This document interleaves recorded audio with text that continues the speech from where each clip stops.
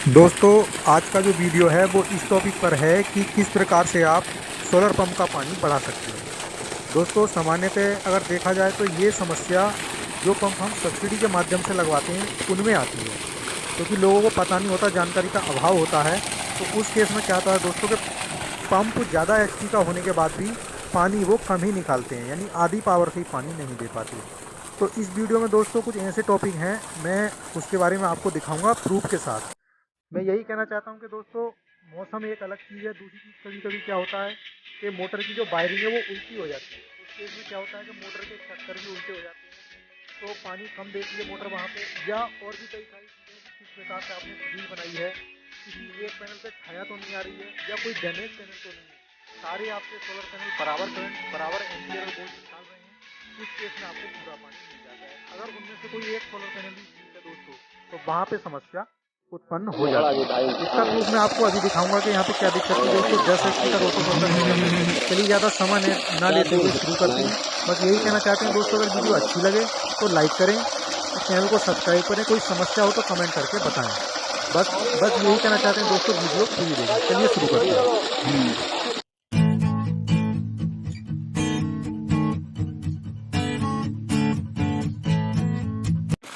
Hello दोस्तों, आज की वीडियो इस टॉपिक पर है कि सोलर पंप जो पानी कम देता है वो क्यों देता है और पानी कैसे बढ़ेगा। दोस्तों, बहुत अच्छी जानकारी के साथ वीडियो लेकर के आया हूँ, वीडियो पूरी देखें। आपने देखा कि यहाँ पर ये बता देता हूँ कि 10 एचपी का रोटोसोल कंपनी का पंप है, वो कितना कम यहाँ पे ये पानी दे रहा है। आपने देखा कि 3 इंची का पाइप लगा हुआ है और डिलीवरी कितनी कम आ रही है। अब इसका पानी बढ़ा कैसे, वो यहाँ पर देख रहे हैं कि सेम पावर में वही पंप देखिए अब कितना ज़बरदस्त प्रेशर दे रहा है। तो दोस्तों, टॉपिक वाइज पूरी जानकारी दूंगा, आप वीडियो पूरी ज़रूर देखें। यही कहना चाहूँगा कि एकदम बताऊंगा कि क्यों इसका पानी यहाँ पर ये बढ़ा है और कैसे बढ़ा है, क्या रीज़न था। आप अच्छे से समझें। कंट्रोलर में सारा डाटा भी दिखाऊंगा कि कैसे कैसे क्या था, और इसके ऊपर मैंने पहले ही वीडियो डाली है। बहुत सारे लोगों की डिमांड आ रही है कि भैया पानी कम दे रहा है, कम दे रहा है। वो सारे रीज़न में आज आपको स्पष्ट कर दूंगा। आप वीडियो लास्ट तक देखें, बने रहें। अच्छा लगे तो लाइक करें और चैनल को सब्सक्राइब करें। चलिए दोस्तों, देखिए दोस्तों, यहाँ पर ये 10 एचपी का रोटोसोल सोलर वाटर पंप लगा हुआ है। ये सोलर सब्सिडी योजना से लगा है 2022 में, और ये इसका कंट्रोलर है। इसके अंदर देखिए पूरा इसका जो टेक्निकल डेटा है वो आ रहा है। यहाँ पर देखिए वोल्ट आ रहे हैं 618 और किलोवाट अभी आ रहे हैं 0.3, यानी कि अभी जो है बहुत ही कम नाम मात्र की यहाँ पे धूप है, तो इसलिए यहाँ पर ये कंट्रोलर अभी इसका ये ऑन नहीं है। मोटर जो रन होगी वो मैं दिखाऊं, लेकिन इसके ऊपर आप पढ़ लें। देखिए लिखा है कि मोटर 300 वोल्ट एसी के लिए है, इसलिए ग्रिड सप्लाई के लिए उपयोगी नहीं है। बहुत सारे लोग बोलते हैं कि क्या हम इसको अपनी लाइट से, जो घर पे ग्रिड वाली लाइन होती है, उससे चला सकते हैं। दोस्तों, आप इसको इससे ना चलाएं, क्योंकि अगर आप इससे लाइट से डायरेक्ट लाइन से इस मोटर को चलाएंगे तो मोटर पहली बात तो ख़राब होने के चांस हो जाएंगे। दूसरी चीज़ कि आपकी वारंटी एकदम से इसकी ख़त्म हो जाएगी। हाँ, इस कंट्रोलर से आप कोई भी लाइट वाली मोटर चला सकते हैं, लेकिन इस मोटर को आप लाइट से नहीं चला सकते। इसको केवल आप सोलर से ही चलाएंगे। इसको लाइट से कैसे चलाते हैं उसका दूसरा तरीका है, उसका भी मैं वीडियो डालूंगा। आप समझते हैं इसका टेक्निकल डेटा। देखिए दोस्तों, आरएमटी अभी ऑफ है। आरएमटी ऑफ यानी कि पंप अभी बंद है। 618 वोल्ट आ रहे हैं ऊपर से। ये दोस्तों हमारा ओपन सर्किट जो बोल्ट है, यहाँ पर 14 पैनल की सीरीज बनानी पड़ती है, क्योंकि टोटल 28 पैनल इसमें सब्सिडी में मिलते हैं 10 एचपी वाले सेट में। और दोस्तों 20 पैनल मिलते हैं 7.5 एचपी में, और 14 पैनल मिलते हैं आपको 5 एचपी में। तो देखिए यहाँ पर ये पूरा डेटा इसका आ रहा है। देखिए दोस्तों कितना, देखिए 522 वोल्ट अब यहाँ पर जो पंप चालू हो चुका है। अब ये इसका जो बोल्ट ऑन लोड है वो आ रहे हैं 522, और किलोवाट 3.20, यानी अभी मात्र 3 किलोवाट पावर जो है सोलर से आ रही है। एम्पियर आपने देखे 6 के करीब एम्पियर आ रहे हैं ऊपर से। और जब दोस्तों मात्र 6 एम्पियर ऊपर से आ रहे हैं, और इसकी जो रिक्वायरमेंट है कंट्रोलर की वो मैक्सिमम 17 एम्पियर तक है, और ऊपर से आ रहे हैं 6 एम्पियर। दोस्तों टोटल 28 पैनल हैं। 14 पैनल की जब हम सीरीज बनाएंगे तो बोल्ट तो ठीक है 600 कुछ हो जाएंगे, और ऑन लोड 520-30 के आसपास बोल्ट बचेंगे, लेकिन जो एम्पियर हैं वो हमारे 10 प्लस या 12 प्लस होने चाहिए। क्योंकि दोस्तों एक जो सीरीज निकालेगी 14 की, वो पीक जो करंट निकालती है वो 8 एम्पियर निकालेगी। लेकिन जैसा कि सर्दी का मौसम है भी, तो मान सकते हैं कि 5 या 6 एम्पियर तो एक सीरीज से आएंगे। जब दोनों को हम पैरेलल करेंगे तो 10 या 12 एम्पियर आने चाहिए।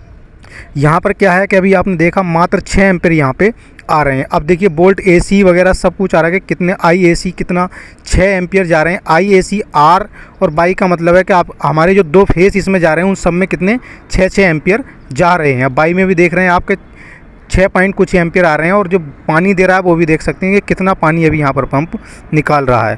पूरा टेक्निकल इसका पहले डेटा समझते हैं दोस्तों। यही छोटी छोटी चीज़ें हैं कि जिनसे लोग बोलते हैं यार पानी बहुत कम दे रहा है, क्योंकि हो सकता है दोस्तों पता नहीं कहाँ चूक हो, कहाँ मिस्टेक हो। जब आपको पता ही नहीं होगा तो आप क्या होगा कि आप साल 2 साल ऐसे ही चलाते रहेंगे, फिर बोलेंगे यार हम बहुत परेशान हैं। अब देखिए इसलिए पानी कम है। अब दोस्तों यहाँ पर देख सकते हैं कि यही अभी आपने शुरू में देखा कि 3 इंच के पाइप में प्रेशर नहीं था, अब यहाँ पर प्रेशर क्यों आ रहा है। देखिए दोस्तों मौसम की एक अलग कारण हो सकता है कि धूप कम और ज़्यादा, वो एक अलग रीज़न है, लेकिन गलती कहाँ पर होती है उस चीज़ को पकड़ना एक अलग रीज़न है। बहुत सारे पंप होते हैं कि कम धूप में ही वो बहुत ज़्यादा पानी दे रहे होते हैं, और कुछ लोग बोलते हैं भैया हमारे यहाँ तो इतनी तेज़ धूप है फिर भी पानी नहीं दे रहा, बहुत कम दे रहा है। तो उसका रीज़न मैं स्पष्ट कर देता हूँ। देखिए यहाँ पर 3 इंची के पाइप में प्रेशर आ रहा है। सेम पंप वही पंप है 10 HP का रोटोसोल कंपनी का AC पंप है ये, ठीक है दोस्तों। और जो मोटर जो पड़ी हुई है लगभग 100 से 110 फीट पे ये मोटर की लटक डाली हुई है, और देख सकते हैं 3 इंची यहाँ पे प्रेशर अभी आ रहा है। अभी और भी ज़्यादा प्रेशर इसका आएगा जैसे जैसे गर्मी का महीना आएगा। देखिए दोस्तों रीजन स्पष्ट कर देता हूँ। यहाँ पर ये देखिए इसका कंट्रोलर है। देखिए अब पहले 6 एम्पियर थे, अब 11 एम्पियर हो गए, 503 वोल्ट हो गए दोस्तों। किलोवाट पहले 3 थे, अब 5 किलोवाट, लगभग 6 किलोवाट के आसपास, यानी पहले से डबल पावर हो गई। अब आप खुद समझ सकते हैं दोस्तों कि डबल पावर हुई कैसे। ठीक है, मौसम का मैंने बताया कि मौसम का एक रीजन अलग हो सकता है दोस्तों। इसमें क्या था, जहाँ पर ये लगा हुआ है, इन भाई साहब से मैंने बात की कि भाई उन्होंने बताया कि भैया मेरे यहाँ जो इंस्टॉल करने वाले आए थे वो लड़के नए थे, जो रोटोसोल कंपनी के बंदे तो होते नहीं हैं दोस्तों, जो जिनके साथ कांटेक्ट हो जाता है, जो सामान लेते हैं वो लगाने के लिए आते हैं।